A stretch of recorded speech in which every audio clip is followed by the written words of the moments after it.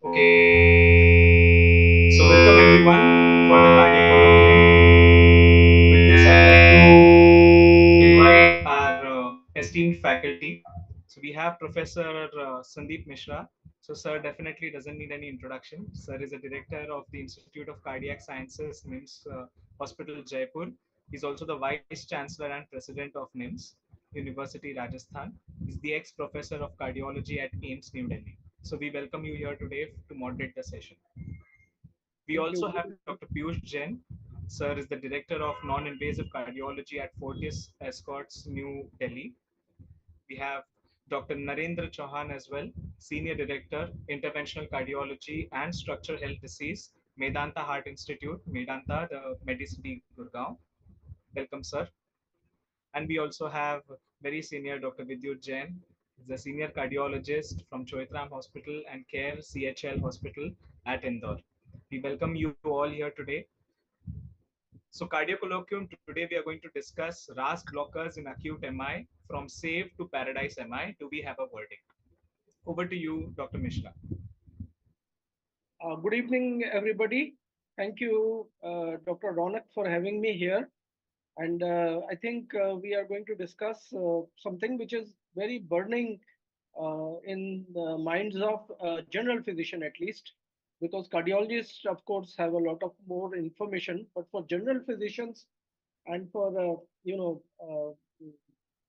who are not exactly updated as what is happening, I think this is a very important topic, which is renal angiotensin system blockers in acute MI from SAVE to Paradise MI.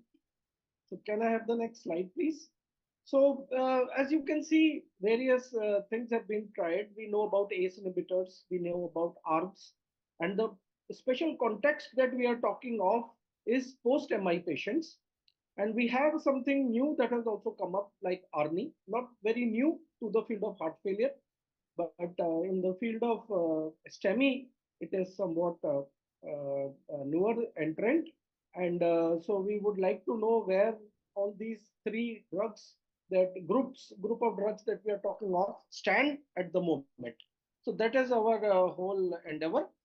So the first one that we will discuss is, of course, AC inhibitors. And if you notice, there are two categories of trials. One is high risk patients, higher risk patients, where this has been given for long term basis. Particularly, you have lower ejection fraction, less than 40%, SAVE trial, those with clinical heart failure, ARI trial, and those with wall motion score and EF less than 35%, the TRACE trial. But at the same time, we have also some evidence of ACE inhibitor, albeit short term, in patients who are not at high risk but who are post MI. And we have consensus 2 trial, GC3, and ISIS 4 trial. So these are three trials in those non high risk groups as well.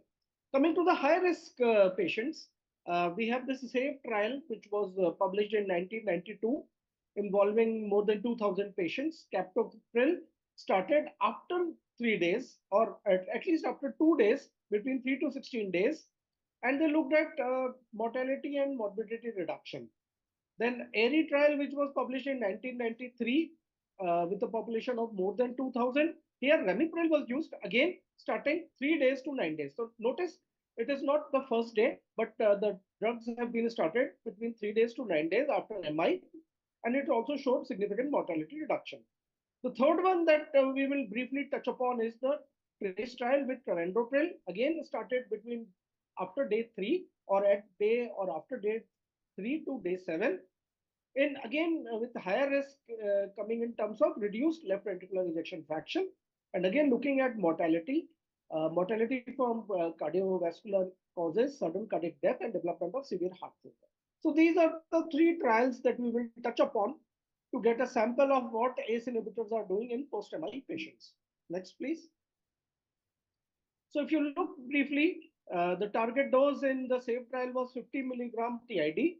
The ARI total dose of 10 milligram, given 5 milligram BD, and in TRACE, dose of 4 mg OD of travoproil.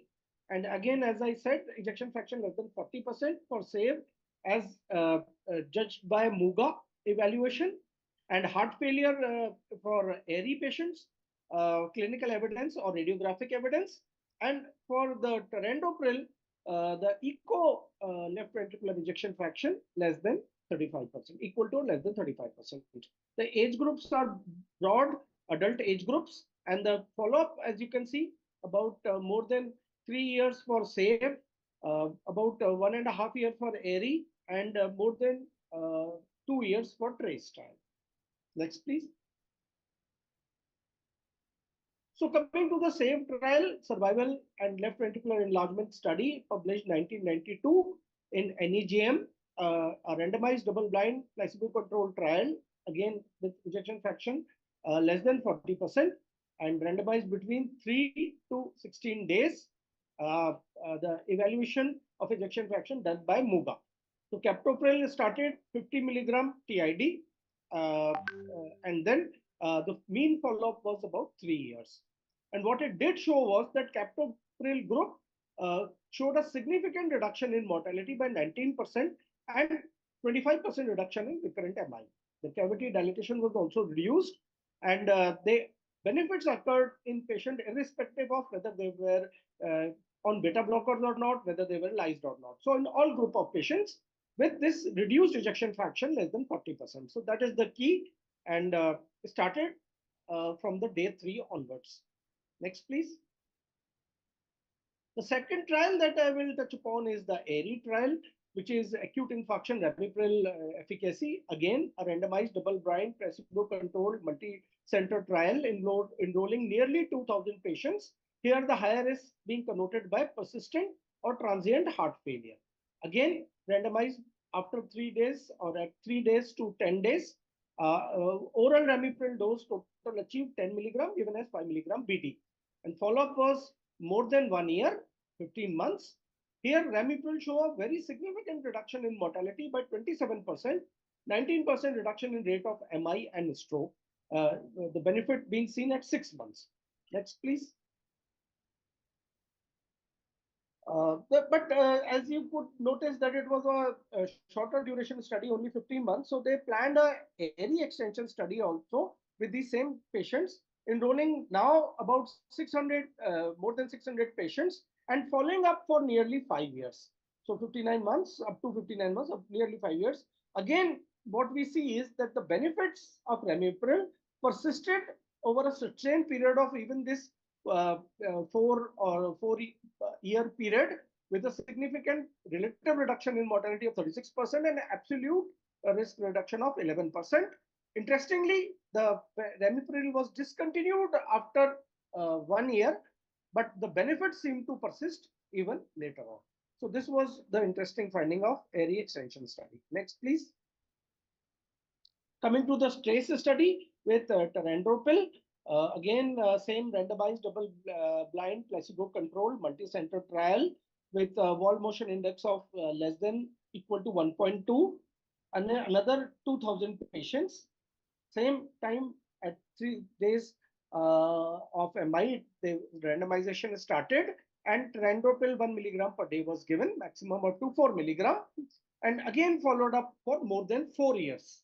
This again showed a significant reduction in mortality, 25%, 15% reduction in recurrent MI, and 20% reduction in sudden cardiac death. So as you can see, the consistent across the board reduction in mortality and even morbidity in terms of recurrent MI, sudden cardiac death, and other parameters. Next, please. Now coming to other trials which were not so high risk, but again post-MI, here the drug was started generally within first day itself, but persisted treatment for more than 1 month. So here, huge number of patients, ICS-4, nearly 60,000 patients, and it did show survival advantage with this drug. Captopril, GC3 in 1994, another nearly 20,000 patients with lisinopril, and it did show some reduction in mortality and also left ventricular dysfunction. And then CCS1, about 15,000 patients, again, a reduction in mortality shown with the drug captopril. Next, please. So coming to GC3, as I said, about 20,000 patients, lisinopril was the drug that was used. uh, more than 1 month period it was used. It started within 24 hours of the symptom onset, and it did show about 12% reduction in mortality, uh, and also better left improvement in severe left ventricular dysfunction. Overall mortality reduction was up to tune of 17% when it was combined with glycerol trinitroglycerin. Next, please. ISIS-4, a huge trial, 60,000 patients, again within 1 day of onset of symptom. As I said, not very high risk.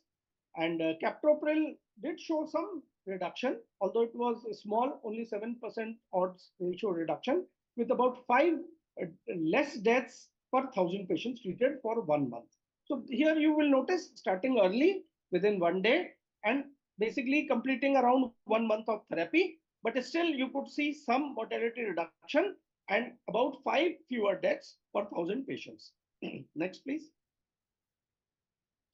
Same story practically with CCS1 also, again with captopril, again 15,000 patients, no high risk features.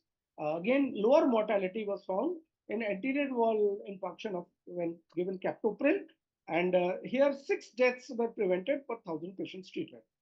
And 15 heart failure deaths were also prevented within 1 month of therapy. Next, please.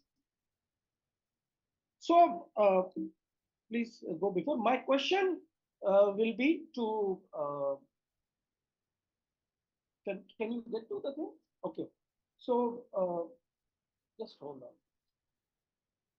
So my, so basically what you can see is, next slide, please.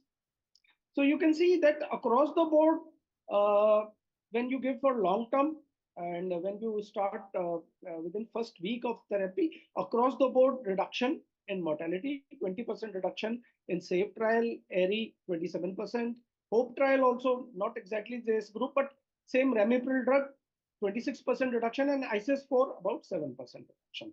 So these across the board reduction slightly different with different drugs. As you might notice, ramipril consistently giving around 25%, captopril up to 20%, and lisinopril, weakest among them, up to 10%. So next, please. So my question to Dr. Piyush Jain will be, sir, will you start an ACE inhibitor in all patients with ACS, whether revascularization procedure was performed or not performed, to get mortality benefits? Thank you. Can you hear me? Yeah, but we cannot Can see you? you Yeah. now. Yeah. Okay. Can you see me now? Okay, right. Not yet. Yeah, So, we can see you now, sir. Yes. okay, fine. So, this is quite a loaded question because in medicine there is nothing like all or none. Because even if there is an overwhelming evidence in favor of a particular treatment, it cannot be applied to each and every patient. First of all, let me just say and try to summarize and maybe add on a few points regarding the benefits of ACE inhibitors in acute coronary syndrome. So, besides improving the left ventricular function, it also reduces the severity of mitral regurgitation, which is present in some cases of ischemic, event. And then, if given very early in the evolution of myocardial infarction, it also does lead to a reduction in the risk of cardiac rupture. So, as you said correctly, there is a reduction in the mortality by about 25 to 30%. Uh, Recurrent myocardial infarction occurrence in the longer term, and also reduction in the risk of heart failure, which was actually not so well studied in the earlier studies. So, as far as the recommendations go, well, recommendations are that you have to start uh, mm, an ACE inhibitor within 24 hours of the onset of acute coronary syndrome, unless it is contraindicated or it is unsafe. So obviously there will be some cases who will not be candidates for ACE inhibitors, like patients who have ACS and they have got symptomatic hypotension, or they have got shock, or they have gone into acute kidney injury following shock, even though shock has improved. And then, of course, there are classical indications of contraindications to RAS inhibitors like bilateral renal stenosis.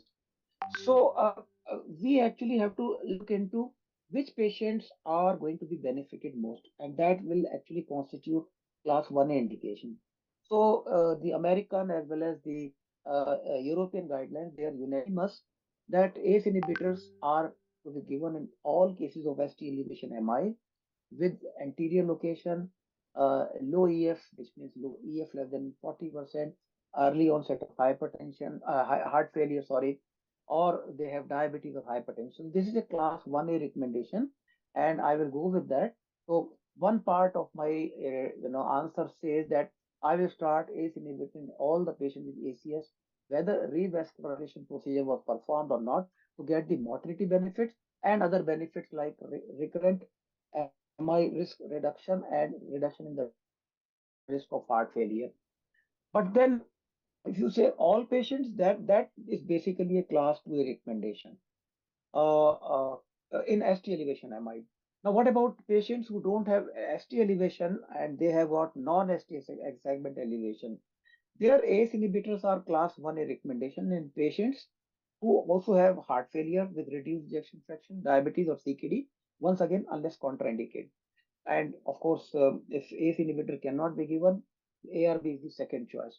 So to be very brief in my answer, I will say I will not start ACE inhibitor in all cases with ACS to get various benefits, but I will like to put them on ACE inhibitors in majority of the cases, and the exceptions will be those where it cannot be given. And earlier the better will be the best choice. Thank you, sir. Can I have the next slide, please? So basically, we have two groups, as Dr. Piyush very rightly said, whether you revascularize or they don't undergo revascularization. Of course, if there is no revascularization, then some studies show that benefit will be larger, up to 30% benefit in mortality reduction. But even in revascularized patients, especially those who have got left ventricular dysfunction, evidence of heart failure or diabetes, the risk reduction will still be up to 20%. So whether revascularized or non-revascularized, I think across the board, we see mortality reduction. Only thing, of course, is that the patient should be suitable. Somebody who's already in shock or has got severe, low blood pressure, systolic blood pressure, then obviously you have to wait till the blood pressure picks up. So next, please.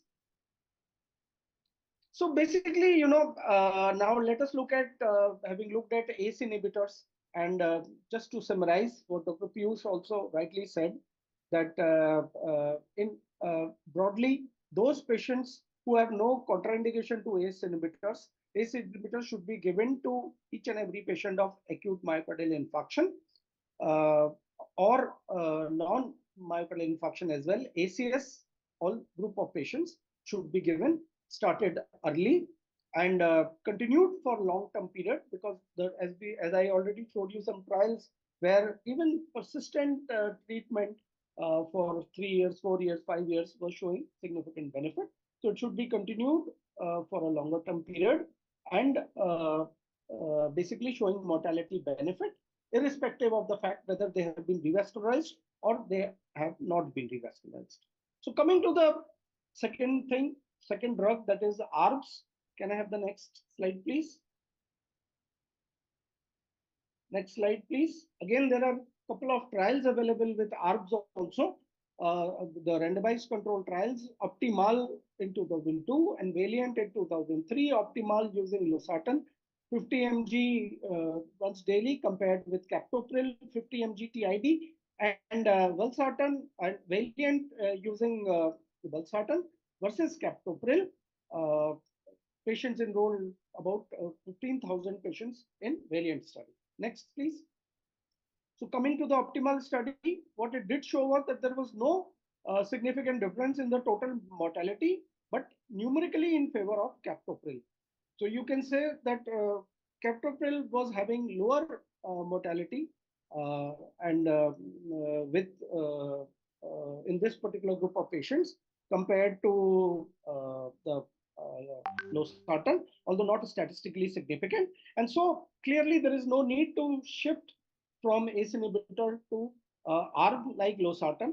in these patients, and therefore it cannot be recommended unless ACE is contraindicated for some reason, maybe because of severe cough. If you cannot use ACE inhibitor, then losartan or the ARBs may be an option. Otherwise, it does not show any added benefit of sartan over ACE inhibitor. Next, please. Similar findings with this Valiant study as well.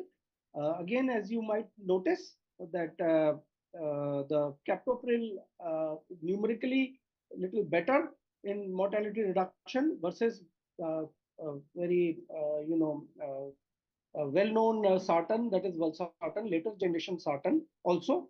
Uh, and the mortality is basically similar, but there was no additional benefit of using a sartan here. So therefore, it cannot be recommended unless ACE inhibitor cannot be tolerated for some reason. Next, please. So my question to Dr. Nagendra Chauhan, sir, will you switch the patient to an ACE inhibitor if the patient at the time of MI was already receiving ARB for hypertension?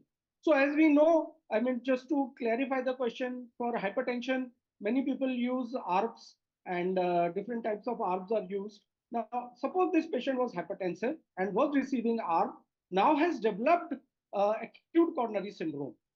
So now, would you want to switch from ARB to ACE inhibitor, knowing that there seems to be more definite benefit with ACE inhibitor, at least more data, and even some numerical advantage, if not statistically significant advantage, but at least numerical advantage. So would you personally want to shift from ARB to ACE inhibitor in the developing scenario of acute STEMI or acute coronary syndrome? I think, sir, it's a very interesting question and very pertinent to our general practice because many patients are already on these medicines. So if we go into data from initial studies like value trial, which initially showed the AMI paradox. So there was a major fear about ARBs that they can cause increase in heart attack. And I think that was not just the evaluation. This was real data which showed significant increase in the mortality, the MI rates, although not increase in the mortality, but MI rates were increased in patients on ARBs. So that's why ARBs were always considered inferior to ACE inhibitors. And ACE were always considered superior, and that's why the trials were saying that we should use ACE inhibitors as the first choice and ARBs only if patient is not tolerating ACE inhibitors. And that recommendation is still not changed, although you've shown two trials like Optimal and Valiant. Both have shown that they are almost equally efficacious in terms of benefits, but I think we have to take all these with a pinch of salt. If you go to the very recent registry, which is published in 2023, the Kamir NIH registry, which specifically look into this question, although this is not the randomized data, but it's registry data, it clearly showed that first 1 year, if you use ACE inhibitors post-MI, the benefits of ACE inhibitor over ARB were significant, almost 25 to 30% benefit in terms of all-cause death, cardiac death, and MACE events also. So definitely after 1 year, the benefit was not robust. I think this is explainable also, which we all know by the mechanism that ARNI or the ACE inhibitors versus ARB ACE are working by inhibiting angiotensin 2, which prevents endothelial function, which improves cardiovascular remodeling, which prevents progression of atherosclerosis. And ARBs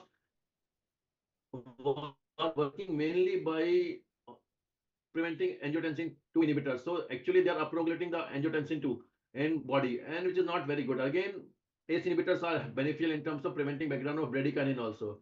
And that also is helpful in terms of additional cardioprotective effects. So theoretically and practically in trials everywhere it is proven that ACE inhibitors are superior.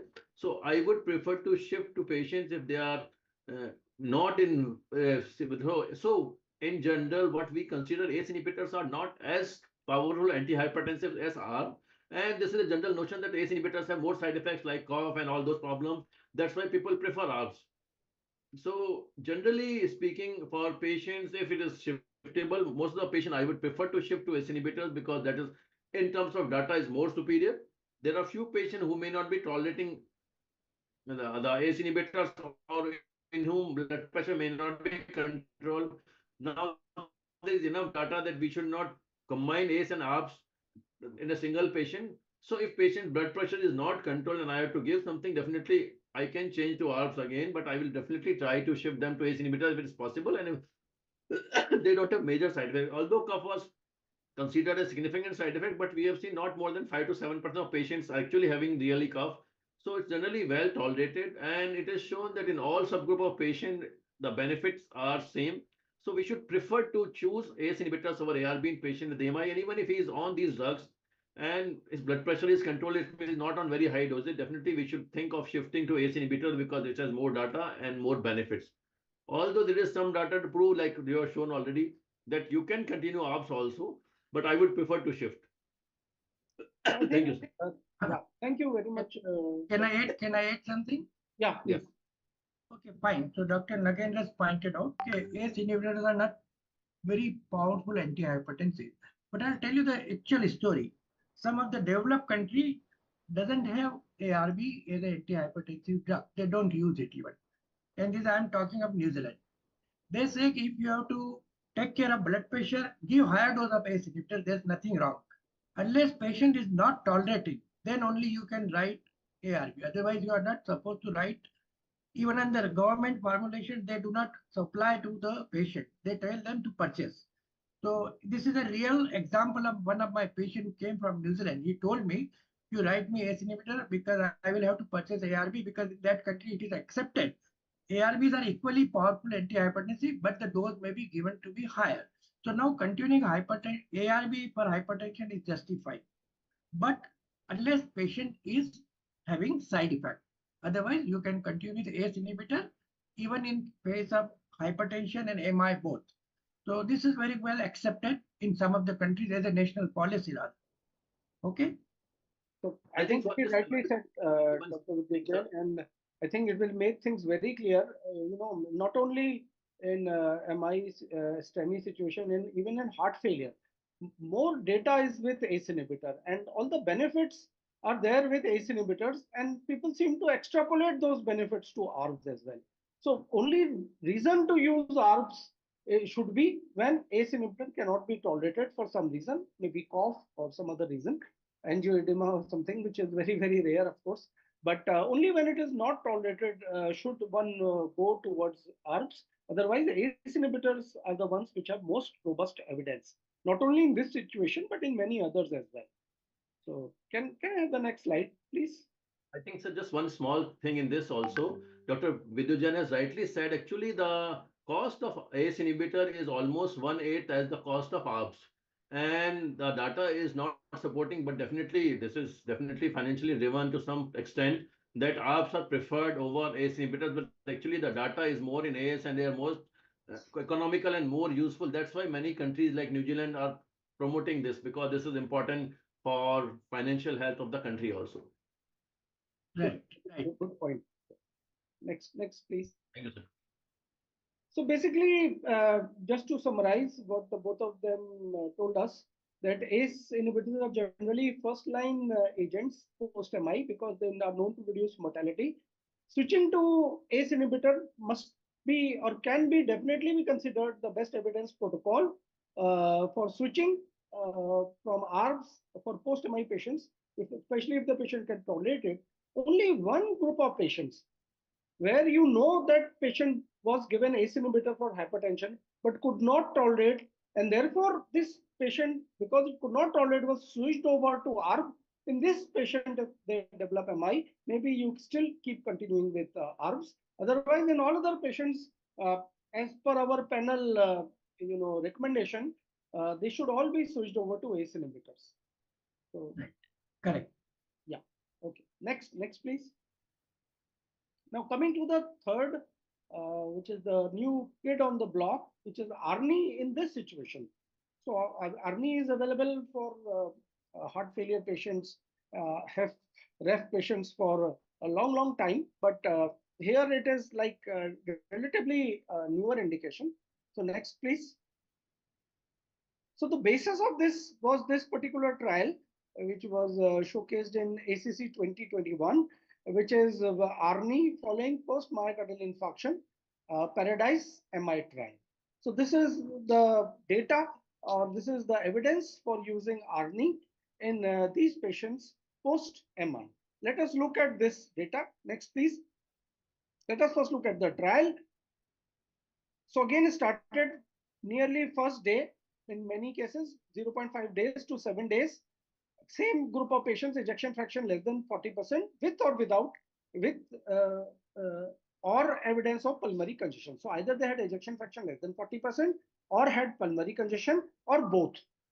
And normal distribution, as you might see, age more than 70 years, EGFR less than 60, diabetes, prior MI, ejection fraction less than 30%. And these are the thing. Exclusion criteria were if somebody had prior evidence of heart failure, if somebody had clinical instability, if somebody had chronic renal disease with EGFR less than 30. And here, what they did was, again, enroll about 6,000 patients, a half on ARNI, 2,000 milligram dose, and half with Ramipril, 10 milligram dose. And basically followed up for a period of about 2 years, looking at cardiovascular death, heart failure hospitalization, and OPD development of heart failure. And secondary endpoints were these separately. Next, please. So interestingly, just a small point, while US was the largest enroller and Netherlands was number 2, India was the third highest enroller in this particular trial, contributing to 330 patients and highest in the Asia Pacific region. Next, please. So looking at the clinical profile, nicely matched. About ratio between STEMI versus non-STEMI was 3:1. And nearly 90% were thrombolized.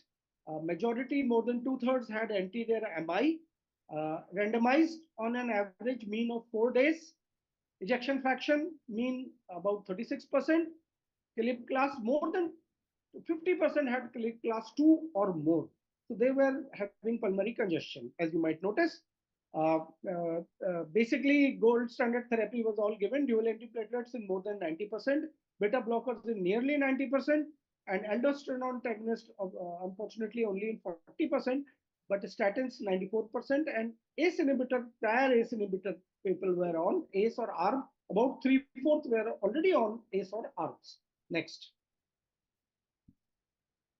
So here is the outcome, and as you might notice, the primary outcome was cardiovascular death, first heart failure, hospitalization, or outpatient heart failure, which was not different between the two groups. Although numerically ARNI showed some benefit, but statistically it was no different, and both had similar primary outcome after the therapy. Next. And if you look at the educated primary outcome, no difference in primary outcome, no difference in cardiovascular death, no difference in heart failure hospitalization, only a trend towards reduction in outpatient heart failure. Not significant, but a trend towards reduction in outpatient heart failure in the secondary endpoint. Next. Although investigator reported events were higher, but as you know, particularly the outpatient heart failure was reduced in ARNI patients. But as you know, the corrected or educated rates have to be considered for a trial of this type. Next. Now looking at secondary endpoints, again, as you might notice, there was no difference whether it was CV death and heart failure hospitalization, whether it was heart failure hospitalization and OPD heart failure, all-cause death, any other outcome you would see, except there was no much difference. Next. Looking at adverse event, which is very important, you will notice that hypotension was more in the ARNI group, and expectedly because two drugs are there, so it was a bit more in the ARNI group. And cough was also slightly, on the other hand, cough was slightly higher in the Ramipril group. Here about 15% patients, or classically we say that Ramipril causes cough in about 15%. Here it was less than 15%, about 13% patients had cough, but 9% or about 10% in even an ARNI group had cough. So, but more important is the discontinuation because of cough or discontinuation because of hypertension. So next slide, please. In the slide, you see that practically very low discontinuation rates with cough less than 2.5%, about 2.3% compared to 1.2% with ARNI, and higher hypertension rate about 1.3% leading to discontinuation versus Ramipril 0.6%. So this was the only difference among the discontinuations in the two therapy arms. Next. And if you look at all deaths, again, there was a slight numerical advantage with ARNI, but no statistical significant difference. So basically, generally no difference between the two groups as far as the death or mortality was considered. So basically no benefit of having ARNI versus Ramipril in this group of patients. Next. So basically, what they summarized was that ARNI did not result in any significantly lower rate of cardiovascular death, heart failure hospitalization, first heart failure hospitalization, or outpatient heart failure requiring treatment. The other thing was the safety and tolerability of ARNI in this population was comparable to ACE inhibitors. Next. So then not surprisingly, a lot of comments from different people. Medscape reported Paradise MI, ARNI can't beat Ramipril in acute MI. TCD-MD also came out that ARNI does not surpass ACE inhibitor after MI. Medscape also had another comment that it basically investigator questioning why should I use ARNI after MI when the same benefits can be accrued with ACE inhibitor like Ramipril. Next.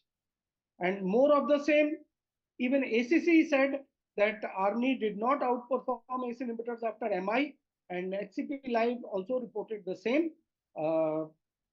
That although there was a significant reduction in heart failure event, outpatient heart failure event, but whether that alone can be of much benefit because it's only a secondary endpoint. So next. So my question to Dr. Vidyut Jain is, sir, what do you think? Why do you think ARNI could not show any statistically significant reduction in primary endpoint? If you look at the HFrEF group, it did show at least a mortality advantage even versus the standard ACE inhibitor therapy available. But here in STEMI, what happens? Why did not ARNI show any significant reduction? At least in primary endpoint, that is what we would consider in Paradise MI trial. Thank you very much, Dr. Mishra.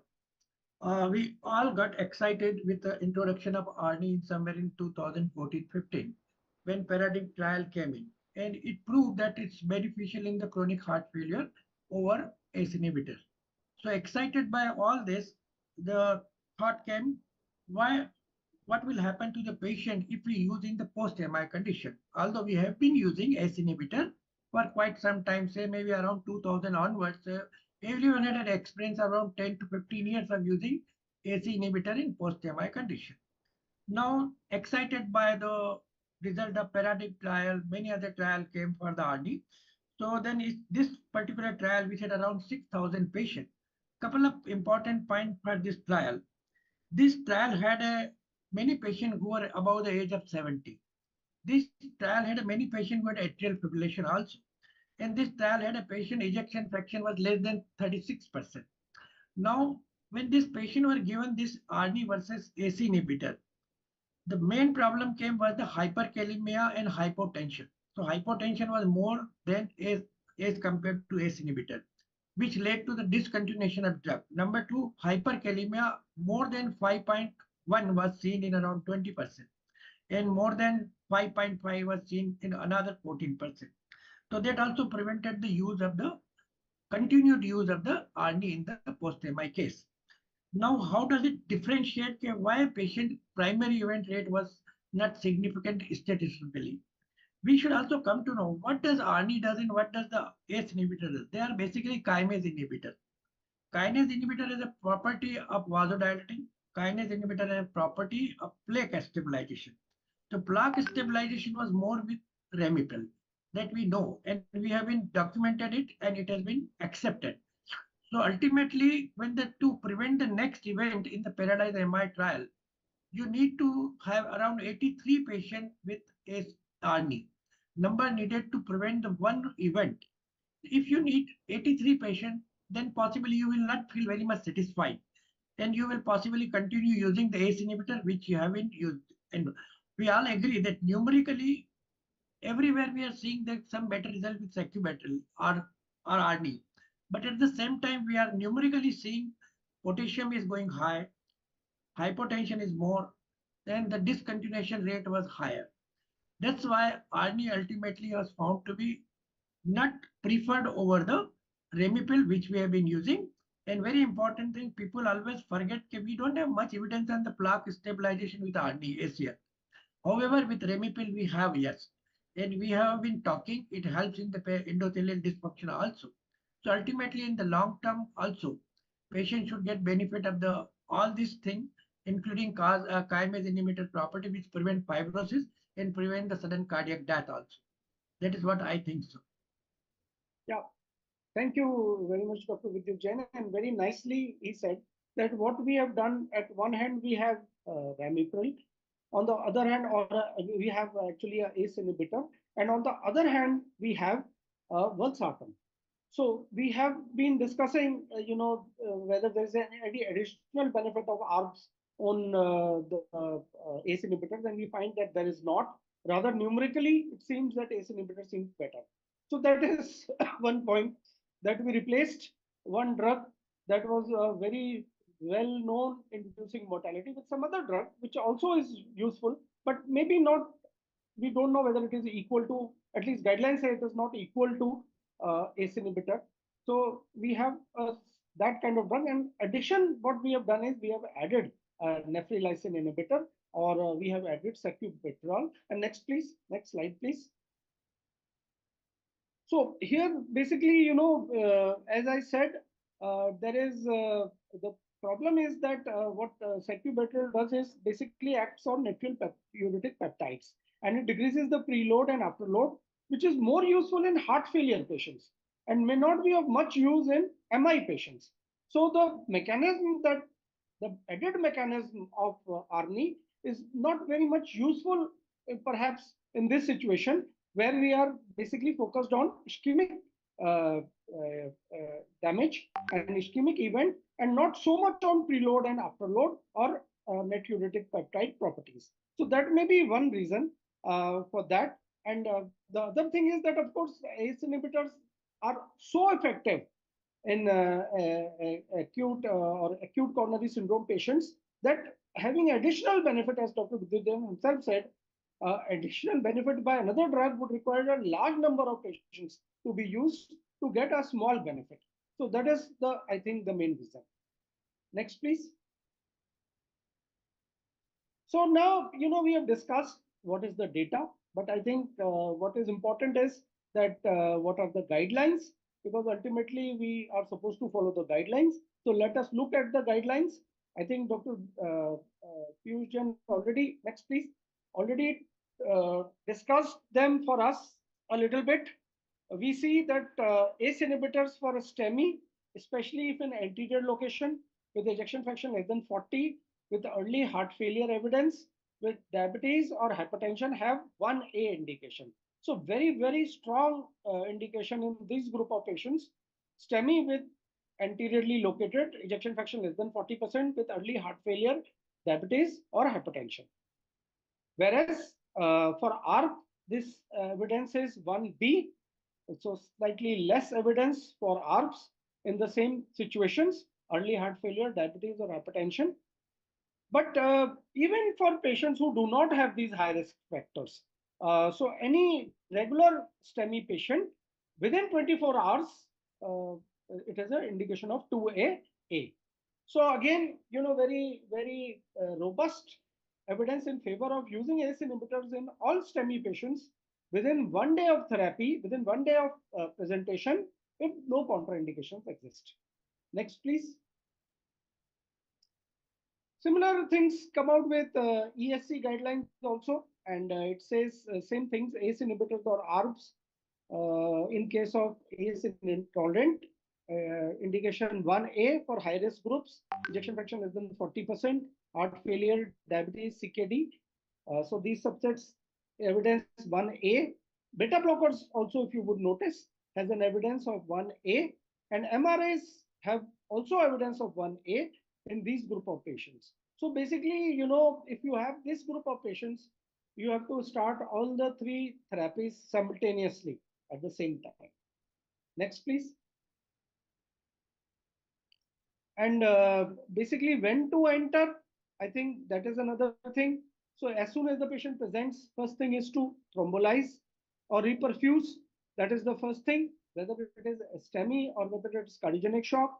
Then within first 24 hours, you would like to start ACE inhibitors, watching for 24 hours. Immediately after that, you can start beta blockers if no contraindications exist, and you can keep looking for contraindications. If contraindications go away, you can start beta blockers after the very early stage of MI. Aldosterone can also be introduced within around 1 day of therapy, and then keep evaluating. If beta blocker was not giving initially, keep evaluating whether ultimately beta blocker can be given, because as you notice, very strong reduction in morbidity with beta blockers as well. And finally, at the discharge, start up titrating these doses and try to get to maximal dose as soon as possible. Next, please. So same thing, even Jack, based on the ARI study, has underlined the usefulness of ACE inhibitors in post-MI heart failure patients. Beta blockers, as I said, high dose may be harmful early on. So after 24 hours, we evaluate the need for high dose beta blocker and then start giving it, unless there is a contraindication. But ACE inhibitor, you can start within 24 hours. So I think that is important to understand in any of these group of patients. Next. So my question to Dr. Piyush Jain is, sir, will there be any change in the guidelines now that we have that we have these Paradise MI results present with us in post-MI patients? Thank you. I think this question has been framed very carefully. So we all know that the present American and European guidelines, they don't recommend ARNI in acute coronary syndrome. And that is based on Paradise MI study. The results of Paradise MI study, they are consistent with the benefits extended by the early inhibitor in acute MI, which are not exceeded by ARNI. I will not say that ARNI was not useful. I will say that it was almost as effective or equally effective to ACE inhibitors. But given various factors, including the cost and lack of clarity regarding the long-term benefit of ARNI in a patient with acute coronary syndrome when initiated early, we know that ACE inhibitors are effective when started early and continued for several years thereafter. So there is little chance as of now for a change in the role of ACE inhibitors in acute MI, and they will continue to be recommended in near future also.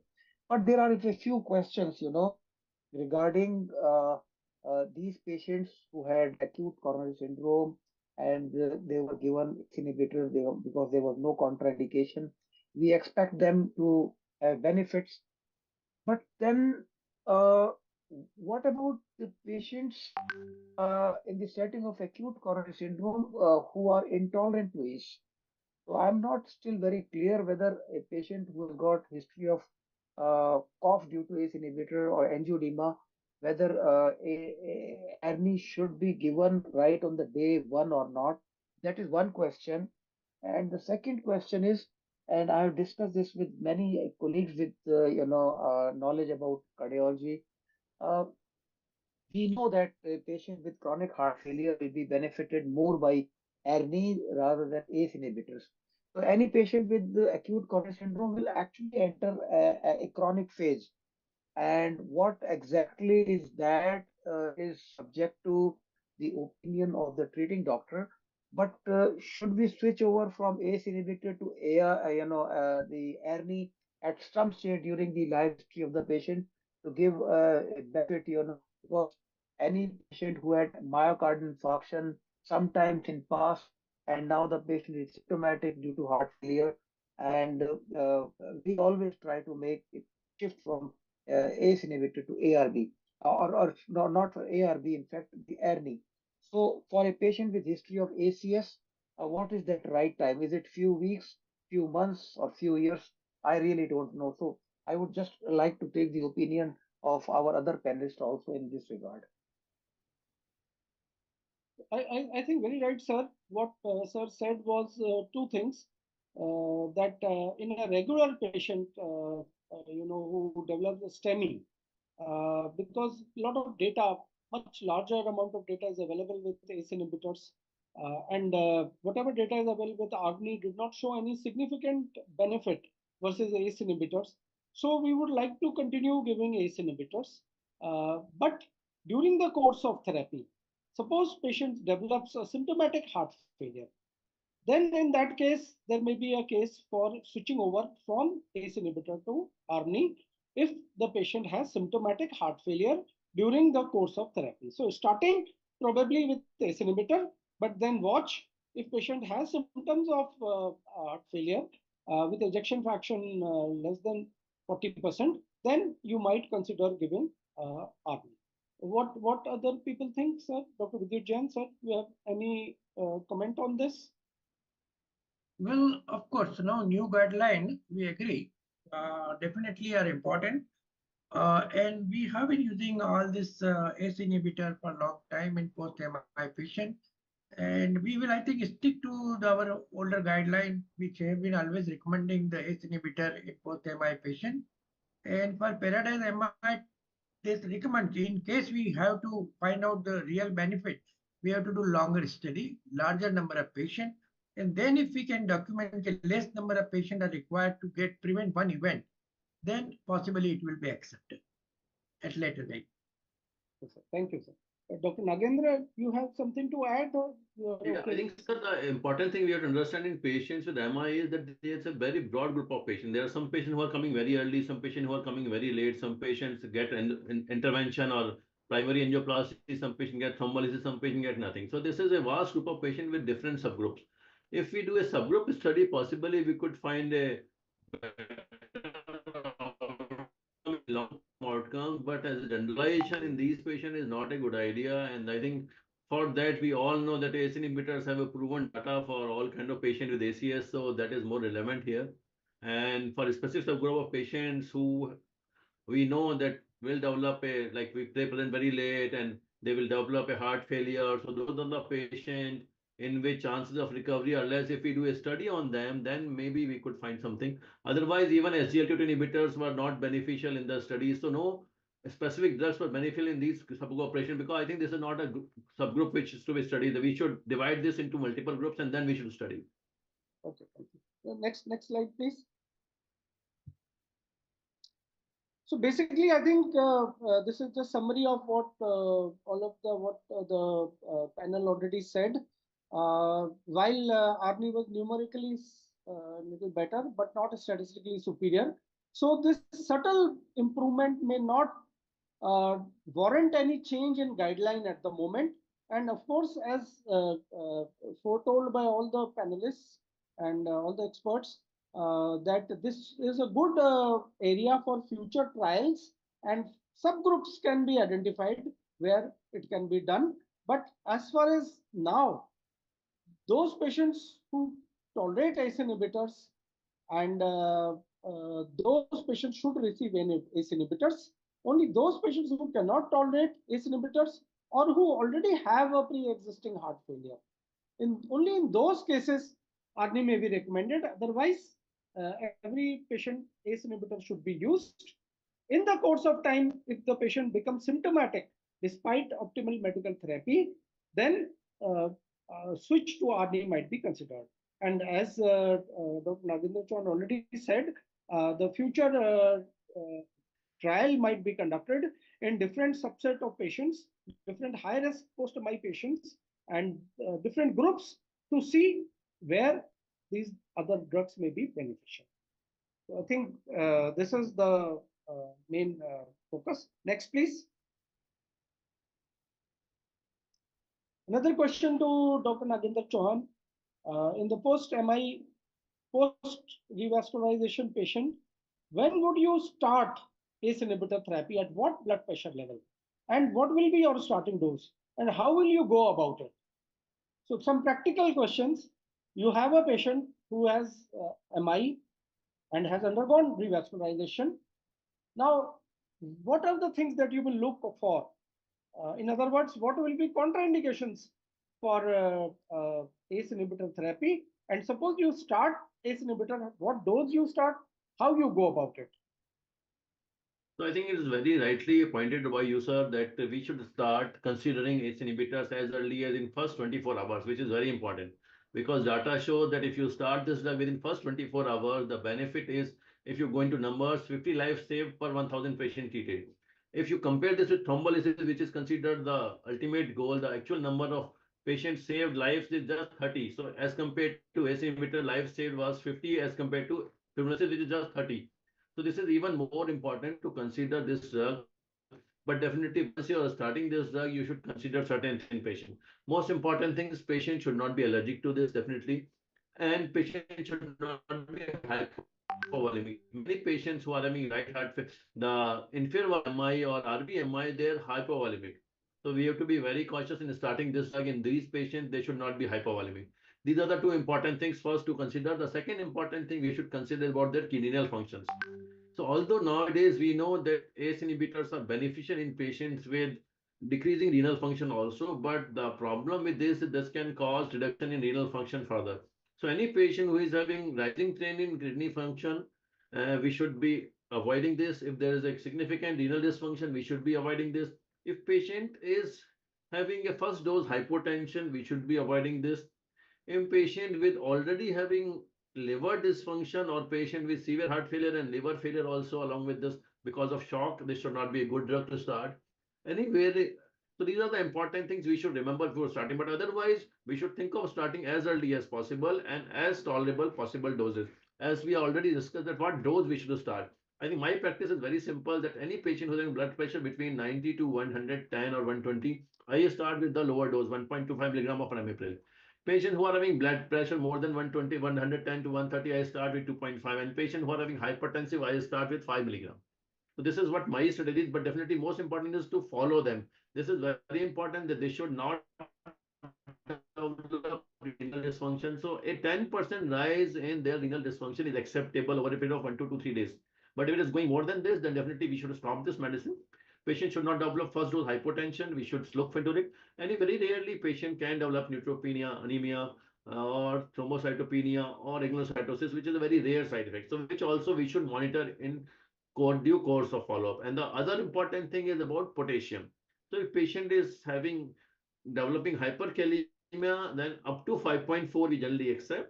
If it is going more than 5.4, then we have to reduce the dose. These are the important things. But before this, we should check that if patient is consuming any kind of medicines or food articles which are having high potassium.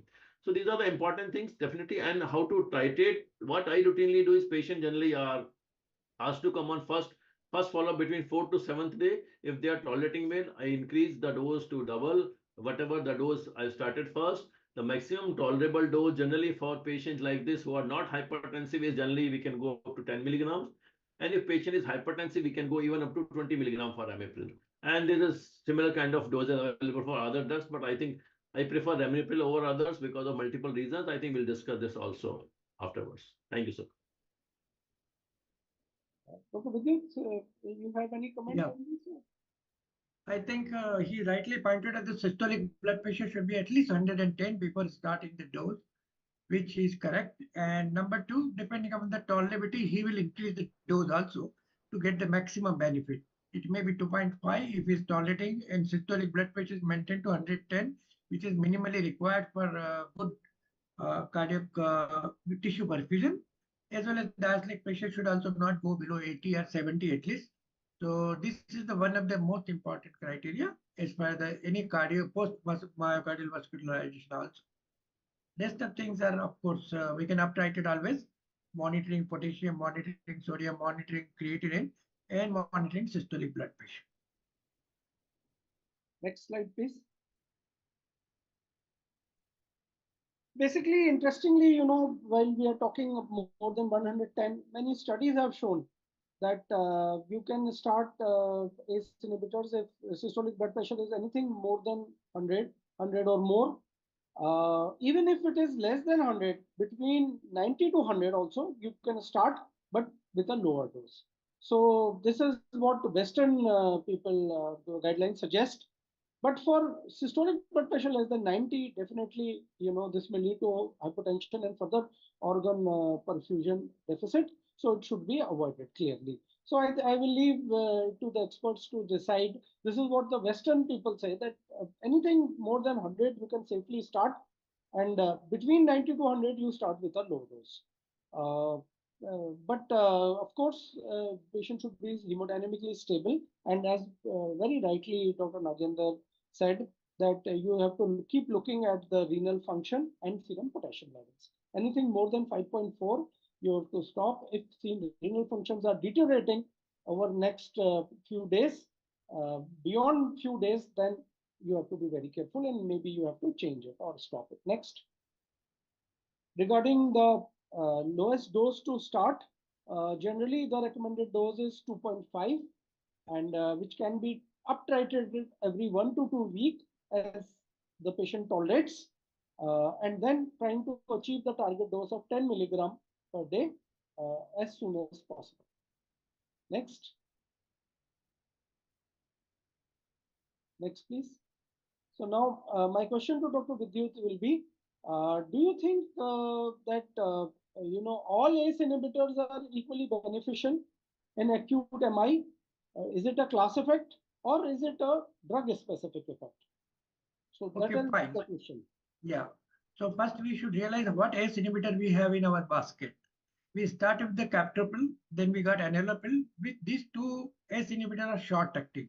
Had to be given at least twice, or captopril has to be given even 3 times a day. Then we got the drugs like perindopril, vinapril, and the trendopil. They are little longer acting. Then we got the another drug which is known as ramipril. So any drug which is short acting will have less benefit. So we have to use a drug which is long acting. Then one important terminology is there: tissue penetration. What is the tissue penetration of the particular ACE inhibitor? The tissue penetration has been found to be the better with the ramipril and the perindopril. Then one more terminology came: tissue ACE inhibition. What is the tissue ACE inhibition property of that particular ACE inhibitor? So again, it is better with the ramipril or perindopril. Then one more thing came: what is the effect of ACE inhibitor on endothelial function, as well as what is the fibrinolytic properties of this ACE inhibitor, particularly in the vascular tissue itself. So all studies have been done at animal levels also, and it has been found ramipril does little better all this job. Better tissue penetration, longer acting, as well as the more fibrinolytic capacity and endothelial function improvement. So all this put together, possibly in the current available scenario, we have got drug like ACE inhibitor, particular ACE inhibitor is ramipril, then perindopril. And the other would be, since they are short acting, so possibly benefit will not be good enough and patient may miss the dose also. So we always look for the better drug which is long acting and with proven benefit in the all endothelial dysfunction, plaque stabilization. So I think we have on board available is either ramipril or perindopril, something like that. Thank you so much, sir. Very right. Next, please. What we would want to show you is next slide, please. A comparison between the different ACE inhibitors. If you can get the next slide. Dr. Ronak, please change the slides. So basically, as Dr. Vidyut rightly said, we really, want to see whether it is a class effect, which of course it is. There is some class effect. All the ACE inhibitors are beneficial if you compare with at least ARBs and placebo. So all are effective. So there is some class effect, but whether there is any specific effect. And as Dr. Vidyut rightly said, the specific effect could be the duration of action, one, the tissue penetration, two, the tissue effectivity. So we know that renin-angiotensin system acts on this renin-angiotensin system.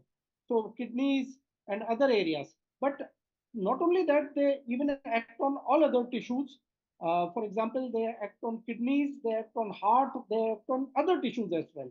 So what is their action of ACE inhibition in the tissue level? So that is what we are talking about, especially the vascular tissue, so heart and blood vessels. So what is their effect? And that is important. And that may be different between different ACE inhibitors.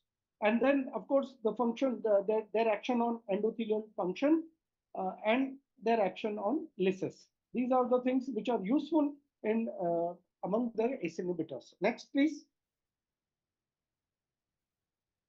So if you look, there is this some data available of the comparison between various ACE inhibitors. More than 7,500 patients of MI studied after discharge. One third of these ACE inhibitors studied were enalapril, another 30% lisinopril, about 12% ramipril, and then rest of the drugs, perindopril only 3%. But these were the ACE inhibitors studied among each other for the reduction of mortality, which is the hardest endpoint. So what they did was they studied all these ACE inhibitors and looked at their impact on mortality and compared with each other. Next, please. So what it showed was that captopril was the least effective of all these for several reasons. One, as short acting, short half-life.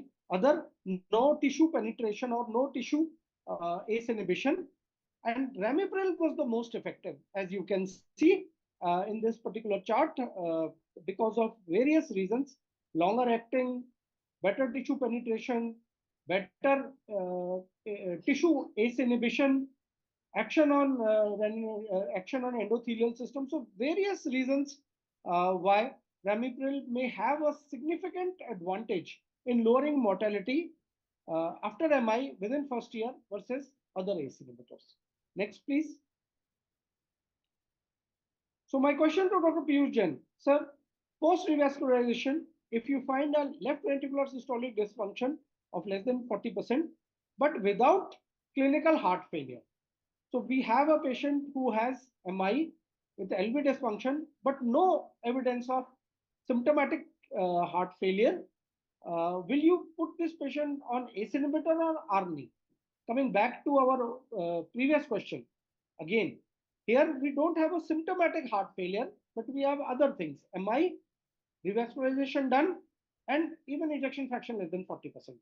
What would you do? The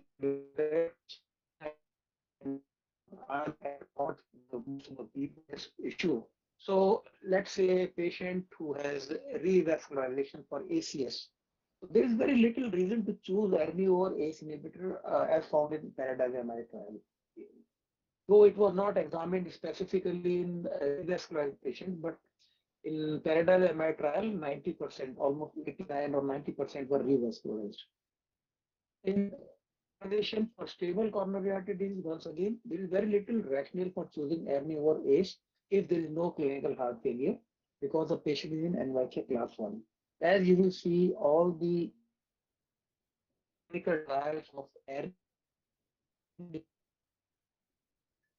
clinical trials of MRAs, they actually included only those patients who had been symptomatic at least NYHA class 2.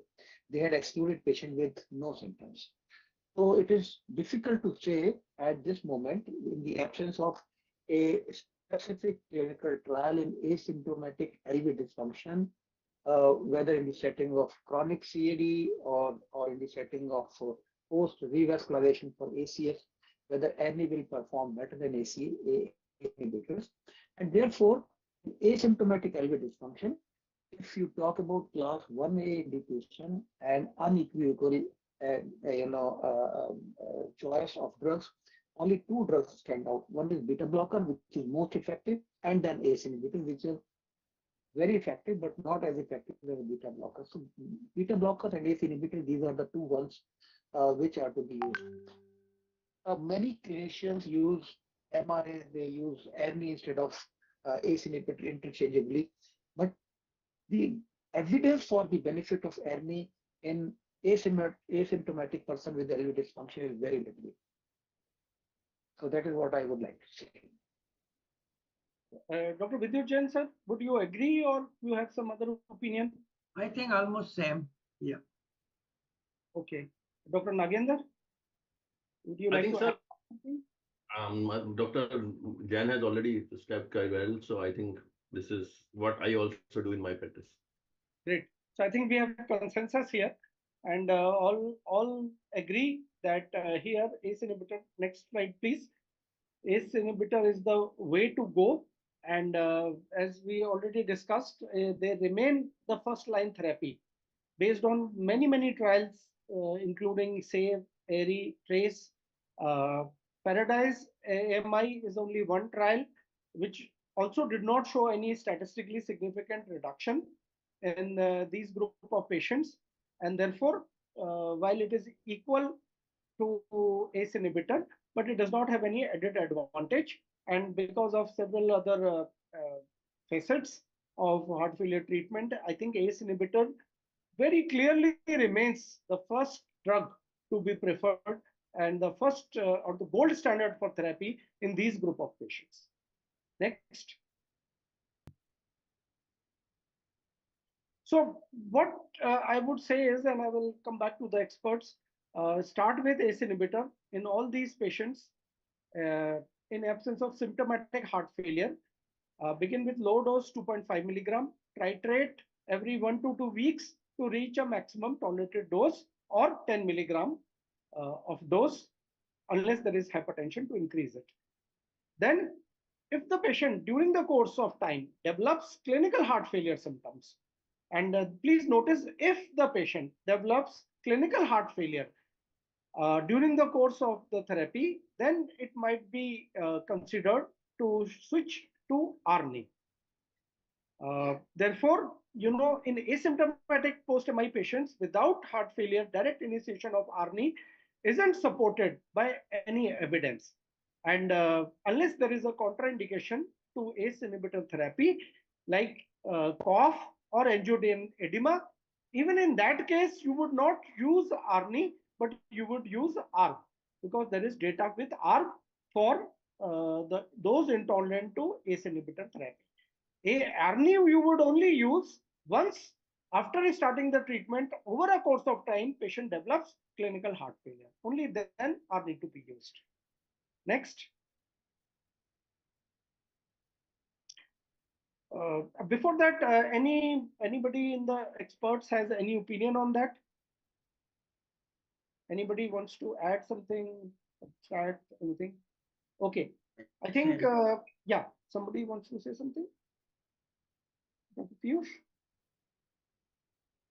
Okay, no. So I might just like yeah. To sum this up, and I would like you to rather sum it up to say in what situations ACE inhibitors are preferred over ARNI, and in what situations ARNI should be preferred over ACE inhibitors. So, any thoughts about it? Yeah, I would say only those patients who have symptomatic heart failure. There may be, and with a reduced ejection fraction, of course, symptomatic heart failure with reduced ejection fraction. In those cases, I may like to prefer ARNI, but if the asymptomatic patient, I would, if ACE are not tolerated, I would go for ARB. Okay. For patients with diabetes or kidney disease, and there is a case for ACE inhibitor versus ARNI. Given the evidence of the renoprotective effects of ACE inhibitor, do you think that a patient with CKD who is a candidate for RAS inhibitor therapy, ACE inhibitor will be more useful, or ARNI will be more useful? Because there is some data showing that ARNI is also effective and efficacious in reducing the progression of renal disease. Does the data regarding ARNI in this respect as robust as ACE inhibitors, or you would still like to say that there should be more trials with ARNI? I would say, sir, for the sake of thing, first line of therapy, I would say would be ACE. And then I will, over a period of time, watch and see if the patient is developing heart failure, if the patient has worsening renal dysfunction.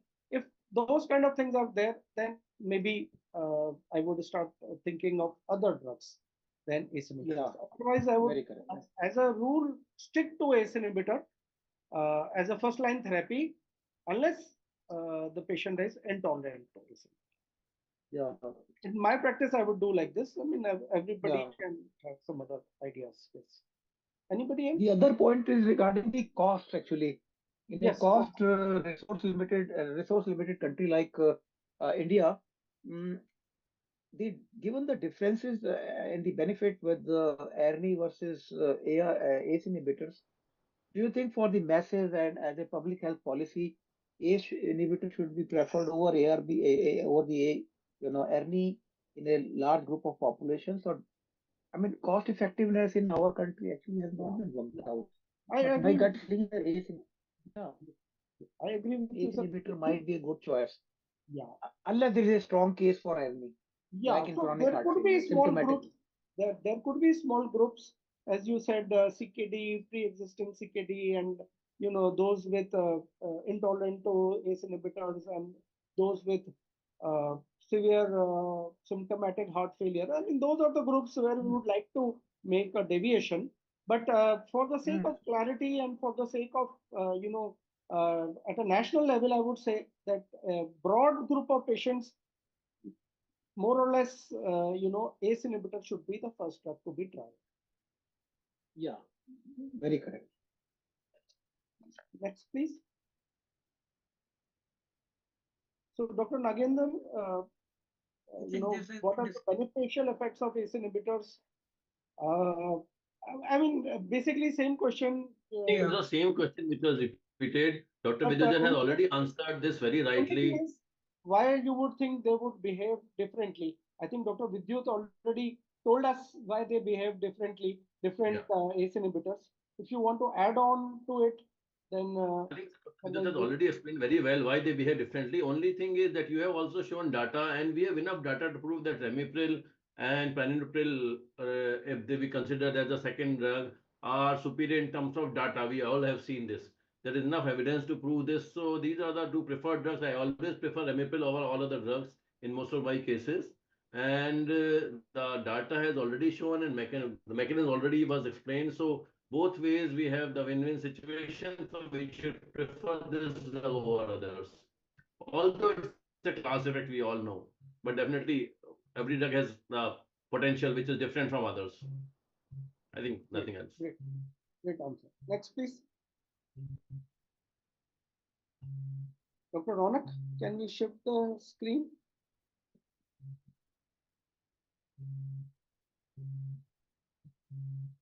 Dr. Ronak, please change the screens. So I think the next. Okay, so I think same thing we already discussed. A couple of things that are very important are among the four things that we discussed, most important are, of course, half-life differences. Those with longer half-lives are more useful, as Dr. Vidyut already told us. And those with the better tissue penetration, like Ramipril, are always much better because they are in context of heart, useful in cardiac remodeling, and basically even affecting the myocardium. Next, please. Dr. Ronak, next, please. So, what about cough? And as we noticed that while cough occurs in about 1 in 6 cases of patients who are put on ramipril therapy versus 1 in 10 with ARNI, but really, as a cause, serious cause for discontinuation, it occurs in very, very few patients. So only about 2.3% versus 1.2%. So I think hardly any difference. So I don't think cough makes a lot of difference in this whole paradigm. Next, please. So finally, I think thank you very much, ladies and gentlemen, for being here. and participating in this discussion. And I don't see there is any question or comment from any of the participants. So I would finally end up with the take-home messages. In the post-MI patients with left ventricular dysfunction, ACE inhibitors based on several trials, SAVE, TRACE, ISIS-4, GC3, CCS1, and many other trials have consistently shown reduction in not only cardiovascular mortality, but all-cause mortality. And while there is some class effect, it seems that some ACE inhibitors, particularly ramipril, seems to be the preferred ACE inhibitor, especially in elderly. Then Paradise MI was the only trial comparing ARNI with ramipril in acute MI population, but it did not show any significant benefit over ramipril, and the maximum benefits are confirmed by are conferred by ramipril 10 milligram dose started within 1 day of the MI event, and up titrated as within a 1 to 2 week period to the maximum tolerated dose as soon as possible to achieve the maximum effects. Thank you so much. Thank you. Hmm. Any other comment by any of the experts, Dr. Piyush? I don't think we have actually covered a lot of ground today. Thank you very much for being, so fluent. I think we have overshot the time as well, I think. Right, right. Yep. So thank you so much, our esteemed faculty, for the wonderful discussion. I'm sure everybody who has joined in today has learned something new, and they have, you've added to their clinical practice as well, based on your current treatment. So thank you so much, our How faculty. many could attend?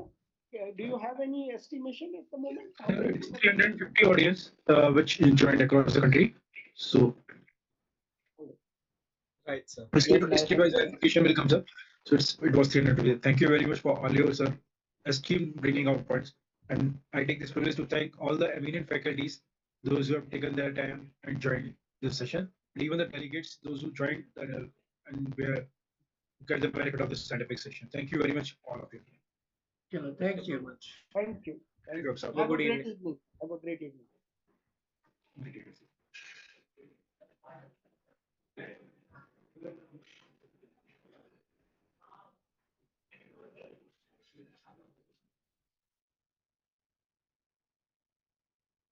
Thank you, Surendra ji. We will end that. Thank you. Thank you.